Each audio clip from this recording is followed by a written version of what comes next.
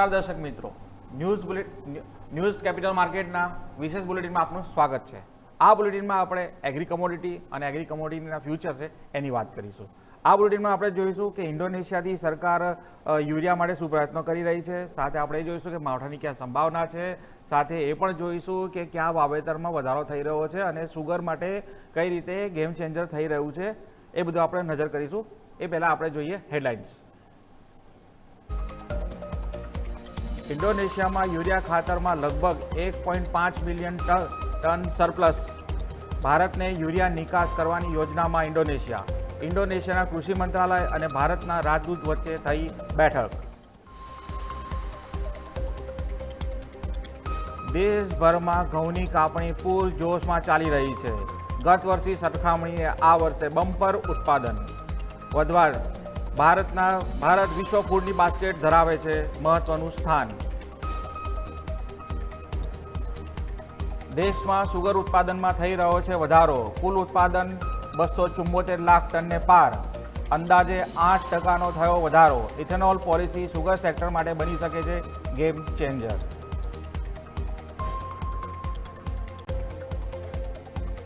રાજ્યમાં ફરી માવઠાનું સંકટ। આગામી 3 દિવસ બાદ રાજ્યમાં વરસાદની આગાહી હવામાન વિભાગ દ્વારા કરવામાં આવી। અમરેલી, ભાવનગર, અરવલ્લીમાં વરસાદની આગાહી। રાજ્યમાં આગ ઝરતી ગરમીથી મળી શકે છે રાહત।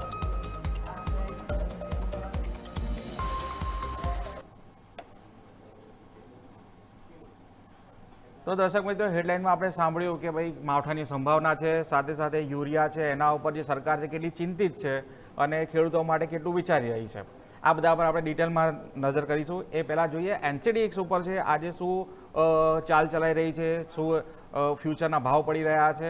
અને મહત્ત્વની વસ્તુ છે કે આજના દિવસ હવે આ જે છે 20 એપ્રિલની તારીખ, 20 એપ્રિલ એટલે હવે 2-3 દિવસ આગામી સપ્તાહની અંદર છે આ જે સોદા છે કેન્સલ થશે।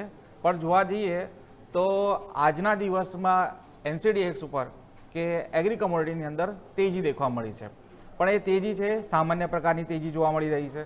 જોવા જઈએ તો કેસ્ટર સીડની અંદરનો જો ભાવ જોવા જઈએ તો 6490નો ભાવ બોલાઈ રહ્યો છે અને જેની અંદર સામાન્ય જે કહેવાય કે વધારો છે 0.8%નો। અને કેકની વાત કરીએ, કોટન કેકની વાત કરીએ તો કોટન કેકની અંદર 3442નો ભાવ બોલાઈ રહ્યો છે અને એની અંદર પણ સામાન્ય વધારો છે। અને જોવા જઈએ ગુવાર ગમ અને ગુવાર સીડ છે એની અંદર સારો એવો કહેવાય કે વધારો દેખવા મળ્યો છે। જ્યાં દેખવા જઈએ 2 દિવસ પહેલાં જ્યાં -1% જેટલો ઘટાડો હતો એની અંદર અત્યારે જોવા જઈએ તો 50%, 70%નો વધારો દેખવા મળી રહ્યો છે। અને ગુવાર ગમની જો વાત કરીએ તો ગુવાર ગમ વળી પાછું જે એની 11,000ની જે રેન્જ હતું એની અંદર આવી ગયું છે। અને સીડની જો વાત કરીએ તો સીડ છે જે 57,000થી 5700ની આસપાસ રમી રહ્યું છે। અને જોવા જઈએ તો સૌથી વધારે મહત્વનું છે કે જે જીરાની અંદર જોવા જઈએ તો જીરાની અત્યારે જોવા જઈએ તો 21,680ની આસપાસ છે। અને એની અંદર કહેવાય કે જે જીરું છે એ 20,000 ને 21,000 ને 22,000 20,000થી 22,000ની રેન્જમાં ફર્યા કરે છે। તો આ રહી એગ્રી કમોડિટીના ફ્યુચરના રેટ। પણ મહત્વની વસ્તુ છે અહીંયા જે ટ્રેડર્સે જે 20 એપ્રિલના સોદા લીધા હોય એ જલ્દી છૂટાવી લે, કારણ કે આજે થઈ ગઈ છે 17 એપ્રિલ। હવે જો મહત્વની વાત કરીએ તો સરકાર જે છે એ સતત ખેડૂતો માટે અને સતત કહેવાય ને કે પ્રયત્નશીલ છે। સરકારની તૈયારીઓ છે યુરિયા માટેની તો વાત કરીએ તો ઇન્ડોનેશિયાથી સરકાર જે છે એ યુરિયા છે આયાત કરવા માગી રહી છે। અને એની અંદર જોવા જઈએ તો યુરિયા જે ઇન્ડોનેશિયા પાસે 1.5 મિલિયન ટન જેટલું સરપ્લસ છે। પણ ત્યાંની સરકારે એવું કીધું છે પહેલાં અમે અમારા ખેડૂતોનું સિક્યોર કરી દઈશું અને એ સિક્યોરિટી બાદ અમે ભારતને વધારાનું યુરિયા આપીશું। અને એના માટેની જોવા જઈએ તો ભારતના જે ત્યાંના જે રાજદૂત છે એમ્બેસેડર અને કૃષિ મંત્રાલય સાથે વાતચીત થઈ રહી છે। મહત્વની વસ્તુ છે કે અહીંયા અત્યારે આ જે LPG ક્રાઇસિસ થઈ રહી છે કે સાથે ઈરાનનો જે અત્યારે જે સંઘર્ષ ચાલી રહ્યો છે, મિડલ ઇસ્ટમાં જે સંઘર્ષ ચાલી રહ્યો છે એના કારણે યુરિયાના ભાવની અંદર સખત વધારો જોવા મળ્યો છે। જ્યાં એક સમયે જે $600થી $900નો હતો ભાવ એ અત્યારે છે 1000થી લઈને $1200 સુધીનો ભાવ બોલાઈ રહ્યો છે। એટલે અત્યારે બંને સરકારો વચ્ચે એ પણ મંત્રણા ચાલી રહી છે કે કયા ભાવ વચ્ચે થઈ છે। આમ જોવા જઈએ તો ઇન્ડોનેશિયા જે આપણો છે એ મિત્ર દેશ ગણવામાં આવે છે અને ઇન્ડોનેશિયાથી આપણે સારી એવી વસ્તુ આપણે ત્યાંથી મંગાવીએ છીએ। અહીંયા મહત્વની વસ્તુ એ છે કે સરકાર છે અત્યારે ઇન્ડોનેશિયન ગવર્મેન્ટ સાથે જે વાત કરી રહી છે એ યુરિયા માટે વાત કરી રહી છે। તો હવે અહીંયા જોવાનું છે કે સરકાર છે કે સ્થાનિક માંગને પૂરી કરી અને આપણા લોકોને કઈ રીતે મોકલશે. તો ધવલ, અહીંયા આપણે સીધો જ પ્રશ્ન એ થાય છે કે અત્યારે આપણે એવું છે કે ઇન્ડોનેશિયા પાસેથી એ વસ્તુ મંગાવવી પડે છે, જે સરકારનું કહેવાય કે એક અગમચેતીનું પગલું છે. બાકી સરકાર આપણે એવું કહે છે કે આપણી પાસે યુરિયા પૂરતો છે. તો આ જે સરપ્લસ જે કરવાની તૈયારી છે કે પછી સરકારને કે પ્રયત્નો છે એની અંદર કે ખેડૂતોને કોઈ પણ જાતની ચિંતા ના રહે અને યુરિયા છે એ પૂરતા પ્રમાણે મળી રહે. ચોક્કસ, કારણ કે આપણે જોવા જઈએ તો અત્યારે જે આપણી પાસે યુરિયા છે તે ઉનાળુ પાકમાં ઘણી બધો વપરાશ થશે. તો ખરીફ સિઝન માટેનું જે યુરિયા છે તો તેના માટે જે ગલ્ફ કન્ટ્રીમાંથી આપણે રો મટીરિયલ આવી રહ્યું છે તે સપ્લાય ચાલુ તો છે, પરંતુ તેમાં થોડીક ઘટાડો આવ્યો છે, એટલે ધીમે ધીમે આવી રહ્યો છે. હવે માની લો કે જે રીતે ત્યાંથી શીપ નીકળે, અહીંયા લોડ થાય, અહીંયાથી આપણા જે શીપ ઉપરથી ત્યાં ફેક્ટરી સુધી પહોંચે, તો આ બધામાં એક પ્રોસેસ સમય લાગતો હોય છે.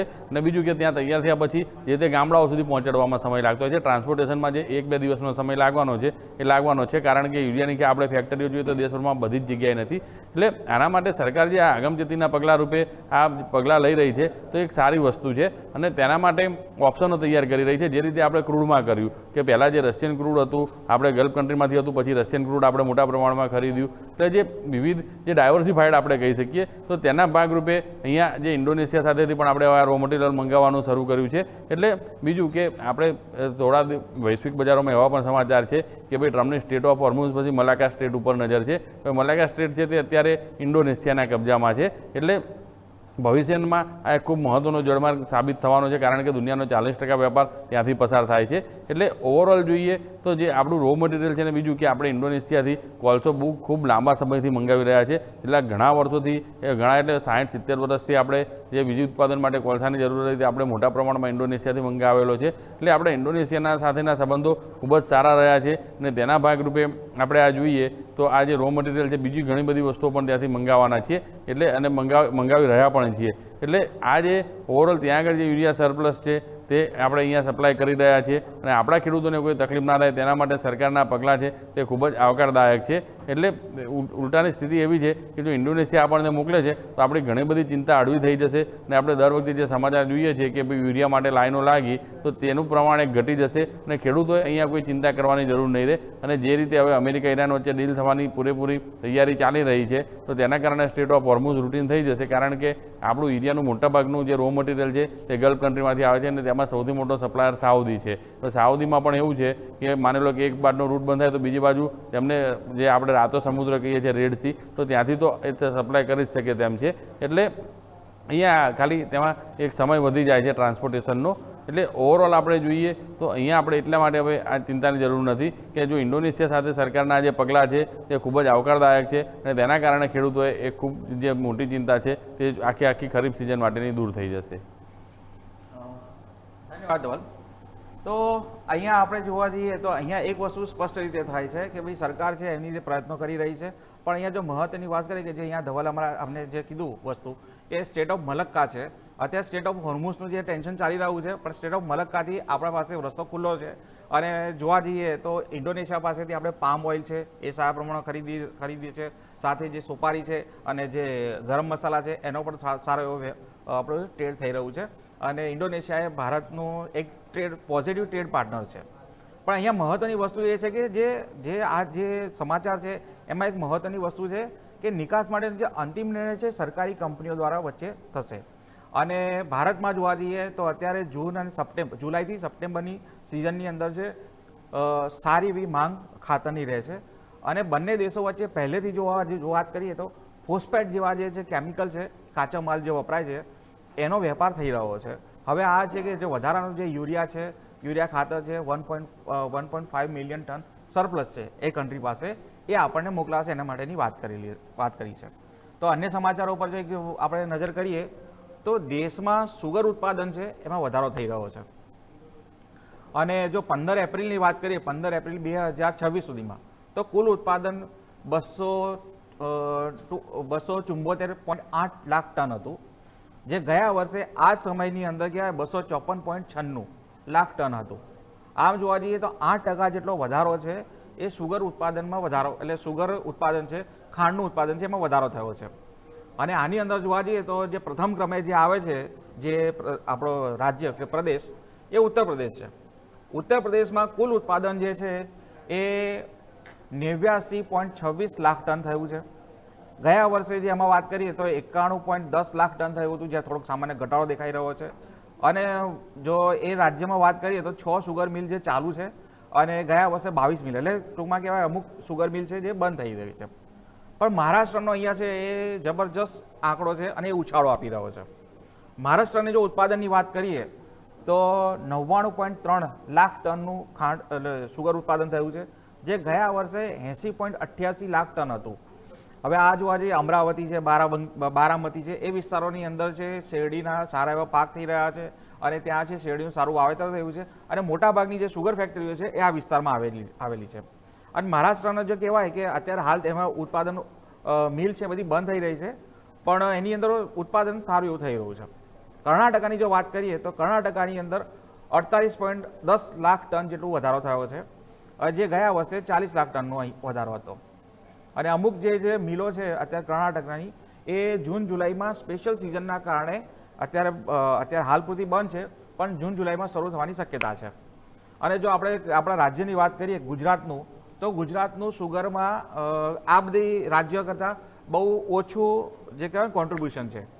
ગુજરાતનું ઉત્પાદનની જો વાત કરીએ તો 7.20 લાખ ટન થયું હતું ગયા વર્ષે, અને એટલે આ વર્ષે થયું છે, અને ગયા વર્ષે 8.92 લાખ ટન થયું હતું. એટલે ટૂંકમાં ગુજરાત તરફથી સુગરનું જે ઉત્પાદન છે એમાં ઘટાડો જોવા મળ્યો છે. અને દેશમાં ઓવરઓલ જોવા જઈએ તો ટ્રેન્ડ છે એ કુલ ઉત્પાદન વધ્યું છે અને ઘણા રાજ્યોમાં મિલ્સ બંધ થઈ છે. એની પાછળના અમુક જે કહેવાય રાજ્યના પોતાના નિયમ અને કાયદા છે એના હિસાબે બંધ થયેલી છે. પણ અહીંયા મહત્વની વસ્તુ એ છે કે જે કેન્દ્ર સરકારે છે સુગરના નિકાસના કડક નિયમો કર્યા છે.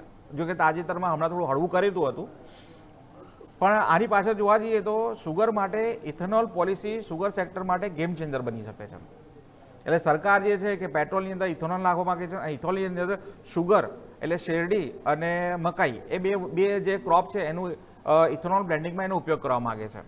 તો ધવલ, અહીંયા આપણે એક જ સીધો મારો પ્રશ્ન છે કે ભાઈ આ ઇથેનોલ પોલિસી છે અને સરકાર જે રીતે એમાં બ્લેન્ડિંગ કરવા માંગે છે, અને આ જે છે એનાથી ખેડૂતોને ફાયદો થશે કે પછી ટ્રેડર્સને ફાયદો થશે કે ઓવરઓલ સરકારને કઈ રીતે આમાં ફાયદો થશે?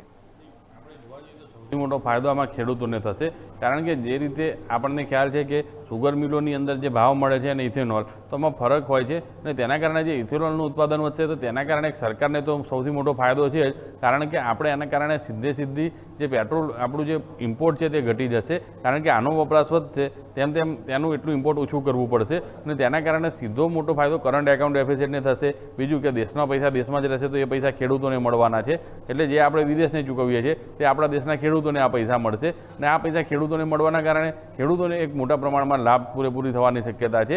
એટલે આના કારણે આપણે જોઈએ તો જે આપણા શેરડી ઉત્પાદન કરતા મોટા રાજ્યો છે, ગુજરાતમાં તો દક્ષિણ ગુજરાતમાં જ ઉત્પાદન થાય છે, અને સૌરાષ્ટ્રના કેટલાક વિસ્તારોમાં થાય છે, પરંતુ જે મોટા રાજ્યો છે તેમાં હરિયાણા, ઉત્તર પ્રદેશ છે, કર્ણાટક છે, દક્ષિણના રાજ્યો છે, તમિલનાડુ, મહારાષ્ટ્રમાં એક મોટા પ્રમાણમાં આનું ઉત્પાદન થઈ રહ્યું છે. તો કારણ કે આના માટે એક ચોક્કસ પ્રકારની માટી હોવી જરૂરી છે, તો જ ત્યાં એક સારું વળતર મળી શકે છે. એટલે જે એથેનોલ પોલિસી છે અને આપણને ખ્યાલ છે કે આ સરકાર આવ્યા પછી એથેનોલ ઉપર એક મોટા પ્રમાણમાં ભાર મૂક્યો છે, અને તેના કારણે આપણે ઓવરઓલ જોઈએ તો જે સુગર ઉત્પાદન વધી રહ્યું છે. એટલે અને બીજું કે જ્યારે સુગરનું ઉત્પાદન સરપ્લસ હોય છે તો પછી સરકાર એથેનોલનું ઉત્પાદન વધારવા માટે પણ મંજૂરી આપી દેતી હોય છે. એટલે ઓવરઓલ આજે એથેનોલનું ઉત્પાદન વધશે તો તેનો ફાયદો સરકારને પણ થશે અને સાથે સાથે ખેડૂતોને પણ મોટા પ્રમાણમાં થશે, કારણ કે તેમને ત્યાં ભાવ સારા પ્રમાણમાં મળશે. જી ધવલ, ધન્યવાદ. તો અહીંયા દર્શક મિત્રો, અહીંયા આપણે છે કે જે એથેનોલ જે પોલિસી છે એનાથી સુગર અને જે શેરડીના ઉત્પાદન કરતા ખેડૂતો છે એમને ચોક્કસથી ફાયદો મળશે. અને હવે જોવા જઈએ ને તો જે કાપણી માટેની વસ્તુ છે, એટલે જે ફૂડ બાસ્કેટ, જે આપણું દેશ છે ફૂડ બાસ્કેટ તરીકે ઓળખાય છે, એના જો વાત કરીએ તો ઉત્તર ભારતમાં અને દેશમાં ઘઉંની કાપણી પૂર જોરશોરમાં ચાલી રહી છે. ગત વર્ષની સરખામણીએ આ વર્ષે ઉત્પાદન વધવાની શક્યતા દર્શાઈ રહી છે, પરંતુ પ્રારંભિક જે અંદાજ છે એ ઉત્પાદન થોડું ઓછું થઈ રહ્યું છે. અને એની પાછળનું જે કહેવાય કે મેઇન જે વિલન કહેવાય કે જે તકલીફ આવી રહી છે એ છે અનિયમિત વરસાદ, અને દેશમાં જે થોડાક સમયથી આપણે જોવા જઈએ તો દિવાળી પછીના સમયની અંદર જે માવઠાની સંભાવના થઈ હતી, ઠંડી ઓછી પડી રહી હતી, એના કારણે કે ઘઉંના પાકને જોઈએ એ પ્રકારનું મોઇશ્ચર અને ઠંડક મળી નથી, અને જ્યારે ઠંડકનો સમય થતો ત્યારે વરસાદ આવીને ભેજ બની જતો. એના હિસાબે થોડોક પાક છે જે નબળો થયો છે, અને સાથે જોવા જઈએ તો ઉત્તર પ્રદેશના અમુક વિસ્તારોની જે કળા પડ્યા હતા, એટલે બરફ વર્ષા થવાના કારણે પણ વાતાવરણમાં થોડુંક મોઇસ્ચર વધી ગયું હતું અને ઠંડક અચાનક જ ઘટી જવાથી પણ પાકને નુકસાન થઈ રહ્યું હતું. તો આમ જોવા જઈએ તો ભારત જે છે એ ચીન પછી છે ને ઘઉં ઉત્પાદનનો સૌથી મોટો બીજો દેશ છે જે ઉત્પાદન કરી રહ્યો છે. અને સામાન્ય રીતે આપણા ત્યાં માર્ચ અને એપ્રિલમાં કાપણી થાય છે. વિશ્વનું જો વાત કરીએ તો વિશ્વમાં અંદાજે 780થી લઈને 800 મિલિયન ટન ઘઉંનું ઉત્પાદન થાય છે. અને એની અંદર જો ટોચની વાત કરીએ તો ચીન, ભારત, રશિયા, અમેરિકા અને ફ્રાન્સ જેવા કન્ટ્રીઝ આવે છે. અને જો ભારતની વાત કરીએ તો ભારત છે વાર્ષિક ઉત્પાદન છે ભારતમાં દર વર્ષે 100 મિલિયનથી લઈને 115 મિલિયન ટન જેટલું થાય છે. ભારત છે એ ફૂડ બાસ્કેટ જે કહેવાય વર્લ્ડ ફૂડ બાસ્કેટમાં બીજા નંબર ઉપર આવે છે ચીન પછી. અને જો વાત કરીએ તો ભારતની અંદર ઉત્તર પ્રદેશ, પંજાબ, હરિયાણા, મધ્યપ્રદેશ એ પ્રમુખ રાજ્યો છે કે જ્યાં ઘઉંનું વાવેતર થઈ રહ્યું છે. અને કદાચ અહીંયા આપણે ખ્યાલ હશે કે મધ્યપ્રદેશના જે સરબતી ઘઉં છે એ ભારતના તમામ પ્રકારના જે ઘઉં આવે છે, ટુકડી ઘઉં છે, આ છે, એની અંદર જે સરબતી ઘઉં છે એની સારી એવી માંગ રહે છે. અને એની માંગ વિદેશ સુધી આપણે કહેવાય કે દુબઈ છે, મિડલ ઇસ્ટ છે અને અમેરિકા સુધી પણ આપણા જે આ ઘઉંની છે એની માંગ રહે છે સરબતી એમપીની. તો આપણે આની અંદર જોવા જઈએ કે જે ફૂડ બાસ્કેટમાં છે ભારતનું સારું એવું યોગદાન છે. હવે જો અન્ય એક સમાચાર ઉપર જો આપણે વાત કરીએ તો એક થોડાક દુઃખ એટલે આમ કહેવાય ને કે ખેડૂત માટે નુકસાનકારક છે. વાવ થરાદની વાત કરીએ ગણેશપુરામાં કેનાલ તૂટી અને એ કેનાલનું જે પાણી છે એ ખેતરોમાં ફરી વળ્યું અને 7 એકર જમીનનો જે ઊભો પાક હતો એ બરબાદ થઈ ગયો. બાજરી અને એરંડા પાકની વાવણી થયેલી હતી અને આ જે પાક ઊભો પાક હતો એ પાણીમાં ગરકાવ થઈ ગયો અને ખેડૂતને ખાસું એવું સારું એવું નુકસાન થયું છે. નર્મદા વિભાગની જે વાત કરીએ તો એ લોકોની તંત્રની બેદરકારી છે કે કઈ રીતે થયું છે, શું થયું છે, એની અત્યારે તપાસ ચાલુ છે. તંત્રને આ જે ખેડૂતો છે માંગ કરી રહ્યા છે તાત્કાલિક એનું રિપેરિંગ થાય અને પાકનું જે નુકસાન થયું છે એનું વળતર મળે. તો ખેડૂતની શું છે વ્યથા, આવો સાંભળીએ. હવે આ ભાઈનો આપણે ફોટિયાનું કોઈ સાફ સફાઈ નથી બરોબર, એમાં આ ફોટિયું ફૂટ્યું છે અને અંદરનો પાક બધો નુકસાન ઘણું થઈ ગયું છે અને આ બધું તૂટી આખું ખેતર ભરાઈ ગયું છે પાણીનું. કે હવે લાખ રૂપિયાનું નુકસાન છે. અત્યારે હવે શું કરવું એની કોઈ અહીંયા કોઈ સફાઈ નથી એટલે એને કારણે પાણી ફૂલ મેળ દીધું અને 2 બોટા જમીન આખી ભરાઈ ગઈ છે અને આખો પાક બગડી ગયો આખો અંદરનો બધું. એ મહેરબાની કરી અને આ બધું વળતરની વ્યવસ્થા બધી કરજો. અને આ લોકો અમે બધા ચેક કરો તો બધું તૂટી ફૂટી બધું કમ્પ્લીટ ઘણું નુકસાન થઈ ગયું છે. રાત્રે આ કેનાલનું ફોટિયું તૂટી ગયેલ હોવાથી આ ખેડૂતને ખૂબ જ ભારે નુકસાન થયેલ છે. અમે આજુબાજુના લોકો ગણેશપુરાના ભોરલના આવીને નિરીક્ષણ કરતા આ ચોક્કસ 100% જાણવા મળ્યું છે કે આ જમીન 7 એકર પાણીની અત્યારે ખીચોખીચ ભરેલ પડી છે અને એરંડોનો પાક ખૂબ જ બગડેલ છે અને બાજરી એ અત્યારે પાણીથી બોળાઈ ગયેલ છે અને કમસે કમ 5 થી 6 લાખનું આ ભાઈને નુકસાન છે. તે હું આગળ નમ્ર વિનંતી કે સાહેબશ્રીને આ ભાઈને વળતર આપવા વિનંતી. ગણેશપુરા ગામમાં ગણેશપુરા માઇનોર એક આવેલી છે, તેની અંદર છેલ્લો ટેલ આવેલો છે. ત્યાં નાળા બરોબર આવેલા નથી, ઘરનાળા ફિટ કરેલા નથી, તો ત્યાં પાણી બરોબર પસાર થઈ શકતું નથી. નાળા બરોબર સાફ સફાઈ તંત્રની બેદરકારીના લીધે બરોબર સાફ સફાઈ ન થયેલી હોવાથી પાણી બહુ છોડવામાં આવેલું, તેથી આ પાણી કેનાલ ફૂટી ગયેલ છે અને મારે 25-30 બોરી એરંડા થયો તે બધા ધોવાઈ ગયેલા છે અને લાખોનું નુકસાન થયેલું છે. તંત્રને વિનંતી કે કામગીરી સારી કરે અને વળતરની આપવા વિનંતી. તો દર્શક મિત્રો આપણે અહીંયા દ્રશ્યમાં પણ જોયું કે ખેડૂતના ખેતરમાં પાણી ફરી વળ્યું છે, સાથે કેનાલનું જે બધું પાણી હતું એ ખેતરમાં ફરી વળ્યું છે. 7 એકર જેટમાં ઊભો પાક હતો નુકસાન થયો છે. તો હવે ખેડૂત છે વળતર માંગી રહ્યા છે, સામે તંત્ર છે, તંત્રને કહી રહ્યા છે કે આ જે પ્રક્રિયા છે એ રિપેરિંગ કામ છે એ જલ્દીમાં પૂરું થાય. તો આપણે આશા રાખીએ તંત્ર છે એ ખેડૂતોની વાત સાંભળે અને કામ જલ્દીથી કરે. પણ જે કહેવાય ને કે આ તો એક સમસ્યા હતી જે એક ખેડૂતની હતી, પણ હવે જોવા જઈએ તો રાજ્યના તમામ ખેડૂતોને જે કહેવાય ને કે ચિંતામાં મૂકે અને હેરાન કરવાવાળા જે સમાચાર છે એ છે કે રાજ્યમાં ફરી માવઠાનું સંકટ છે એ ટોળાઈ રહ્યું છે. અને આ જે છે હવામાન વિભાગે આગાહી કરી છે. આગામી 4 દિવસની અંદર રાજ્યમાં વરસાદની આગાહી છે એ આગાહી કરવામાં આવી છે અને અનેક જિલ્લાઓમાં વરસાદ પડી શકે છે. ખાસ કરીને જોવા જઈએ તો અમરેલી, ભાવનગર, અરવલ્લી જેવા વિસ્તાર છે, જેવા જિલ્લાઓ એની અંદર વરસાદ માવઠાની આગાહી કરવામાં આવી છે. આમ જોવા જઈએ તો સામાન્ય જે નાગરિક છે એ લોકોને રાજ્યમાં જે અત્યારે જે સામાન્ય જે રાજ્યમાં આગ જરે છે આકાશમાંથી, એ વાતાવરણમાં થોડોક 2 થી 3 ડિગ્રીનો ઘટાડો થશે. પણ ખેડૂતો માટે આ જે પ્રશ્ન છે કે ભાઈ આ ઊભો પાક છે, અત્યારે જે રાયડો છે, ઘઉં છે, આ જે ઊભો હોય પાક, અને એના પર જો વરસાદ અને ભેજ આવે તો પાકને નુકસાન થાય. દરિયાકાંઠાની જો વાત કરીએ તો ત્યાં ગરમી અને ભેજનું પ્રમાણ જે પ્રમાણે વધારે છે, બફારો વધારે મારશે અને તાપમાનમાં ઘટાડાની શક્યતા જે હવામાન વિભાગે જાહેર કરી છે. અને કહેવાય કે ભાઈ જે એક અહીંયા મહત્વની વસ્તુ છે કે 3-4 દિવસથી જુઓ તો અચાનક જ જે કહેવાય ને કે ગરમીનો પારો વધી ગયો. જ્યાં તમારો જે પારો હતો 35 ડિગ્રી આસપાસનો હતો, એ સીધો 40 થઈ ગયો. એની પાછળનું રીઝન એવું છે કે વેસ્ટર્ન ડિસ્ટર્બન્સ છે જે હળવું થયું, અને જે આકાશમાં જે વાદળો હતા એ વાદળો હટી ગયા, અને એના હિસાબે છે કે સીધો તાપ આપણે પૃથ્વી પર આવવા માંડ્યો, ધરતી પર. એના હિસાબે તાપ અચાનક જ વધી ગયો. અને હવે તમે જુઓ તો વેસ્ટર્ન ડિસ્ટર્બન્સ પાછું સક્રિય થયું છે રાજસ્થાનના અને એના ભાગમાં. તો હવે ત્યાં પાછું એવું છે માવઠાની શક્યતા જોવા રહી છે. તો હવામાન વિભાગે આ અંગે શું માહિતી આપી છે, આવો સાંભળીએ.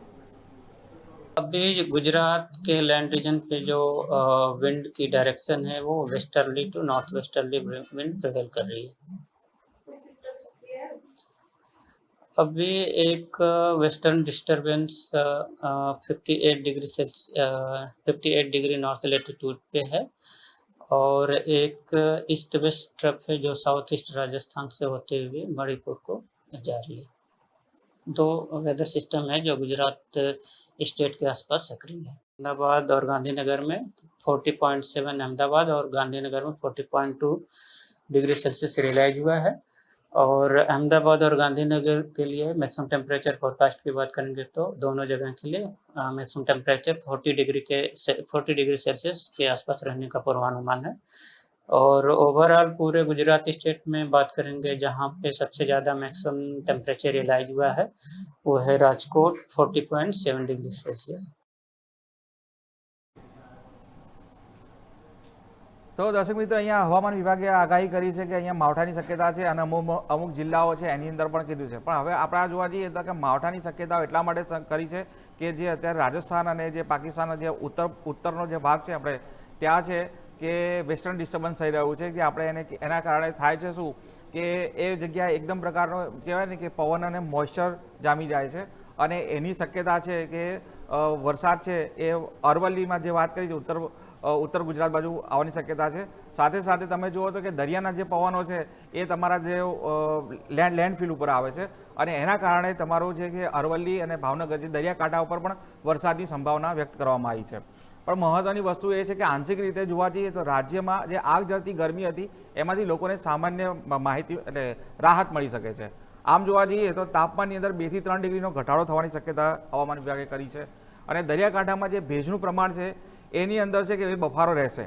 એ બફારાનું કારણ જે છે એ કારણ એવું છે કે દરિયાના પવનો અને સૂકા અને ભીના પવનોના કારણે આ વસ્તુ થઈ રહી છે. અને સાથે એક મહત્વની વસ્તુ છે કે જો આ વરસાદ પડશે તો જે ઘઉં છે અને રાયડો છે એ પાકને સારું એવું નુકસાન થઈ શકે એવું છે. તો આપણે આશા રાખીએ કે વરસાદ ના આવે, માવઠું ના થાય, અને કે ખેડૂતોને વધારે જે કહેવાય ને કે પડતા પર પાટું ના પડે. આમ દેખવા જઈએ તો અત્યારે ખેડૂતો છે કે અત્યારે જે પાકના જે ભાવને લઈને, ખાતરને લઈને કે પછી બિયારણને લઈને અત્યારે સમસ્યામાં છે.